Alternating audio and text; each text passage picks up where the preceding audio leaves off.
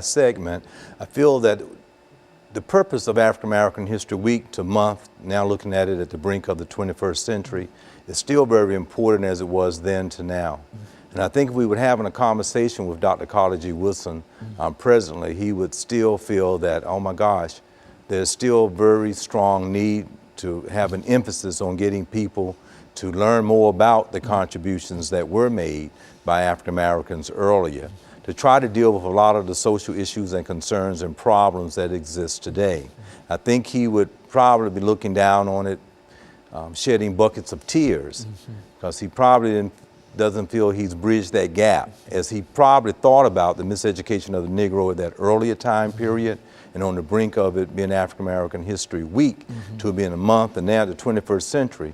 One might ask, given after the baby boomers and that thrust of education, what would have happened with the Generation Xers and now the millennials born in the 90s to the present? Are they coming in with a certain level of awareness? And as we entered that last segment, that was the issue that we dealt with at Harvard, wondering, what about this group that's going to be born? Will they have some sense of identity about what had happened just 30 years prior, 40 years prior, as we did the film out Selma, and as we're getting ready to celebrate the 50th anniversary in March. Groups of people even from Nashville are traveling to Selma to walk across the bridge on Bloody Sunday. To what degree will you have a busloads of youth, of they say students that are 18, 19 to 21 aware of it enough to want to be a part of that?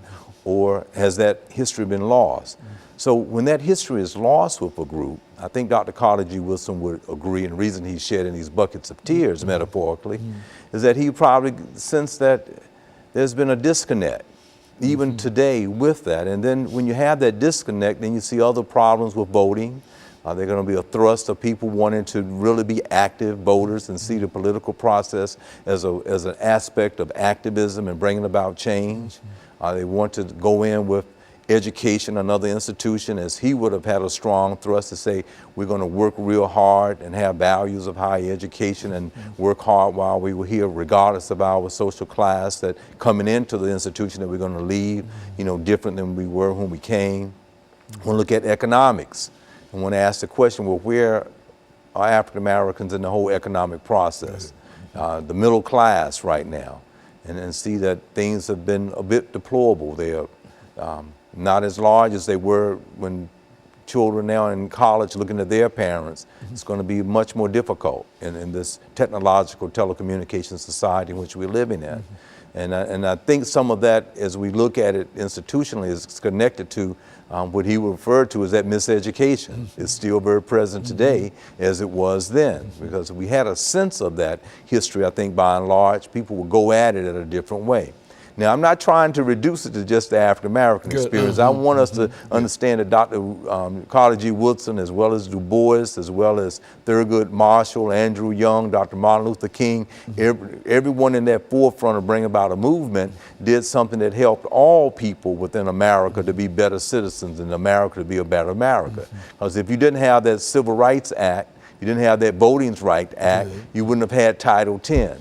Institutions of higher education just weren't fair to women and say, well, we want to let women just have academic and student scholarships like they did for the men. It was because of the civil rights movement that caused that act to come about to give opportunities for women.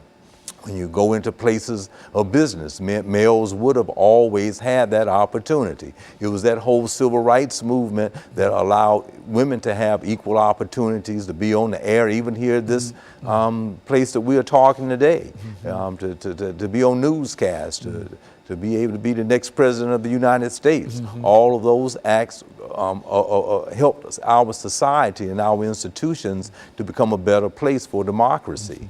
So I think when we look at these contributions from the past to the present, looking at the brink of the 21st century and the importance of African American History Month, it's real important that we understand those contributions as more than just celebrating the contributions from slavery to freedom, but also constitutional changes that has impacted our entire society, that has helped everyone cherish from it. So I think when he looked at that whole idea of the miseducation, you probably can see how other ethnic groups that are coming that are not informed about those contributions can very easily be misinformed and would say, well, look, we've just been here 2 generations and my parents couldn't speak the language and now I've gone to an institution of higher education, economic, and I'm doing well. Well, what about that other group? What is their excuse?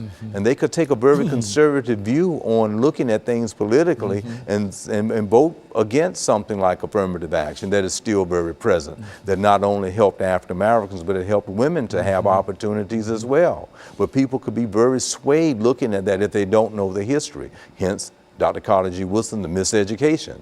So I think this History Month is a time to reflect on that. As I hope it's a time for institutions and other issues like that will be brought to bear so people can discuss it. I would hope it to be a time of someone looking at your program and parents will go back and say, hey, let me reflect and let me tell my kids about my grandparents, great-grandparents, and that history, because it's important for them to know that and not to be embarrassed about it, but they were able to have the fruits of all of that struggle so that we could be, as a society, where we are today. And those contributions need to be shared. And we live in this telecommunications society today where there's no excuse, because on the smartphones, if you're using it in a smart way, you could know about the information. Almost anything. Anything you want to know. Yes, yes. Right before I walked in, I just said, let me just curiously, Google Dr. And it has, you can go to the library, and see things. So we're living in an age where we should have a huge increase in knowledge about these contributions. But sadly to say, there's a strong sense there's a decrease in information and certainly a sense of consciousness of kind of African Americans today to say, well, because I have this feeling of consciousness, I'm going to see the film Selma. Or because I have this sense of consciousness, I'm going to do better than the past generations that were here to try to improve myself and to contribute to the American society, or to understand African History Month and try to share it in a way of breaking down white supremacy racism in a society where that's still very prevalent. So I think all of these things were at a time period of many of the baby boomers, but now it seems like it's just dying out. And that was one of the issues we had at Harvard University, and looking at this whole issue of looking at the social movement, how we can improve economics, how we can improve voting rights, how we can get people to be motivated to do and to have a sense that they have something to vote for, and not that they have this false sense of reality that everything is just fine for them. So it's a huge problem, as it was in the 19th and 20th century as it is right now. So I think it's a very important month to try to look at it. It happens to be the shortest month of the year, but it's a month that I think our institutions need to recognize it. And you can see it if you're watching the National Basketball Association.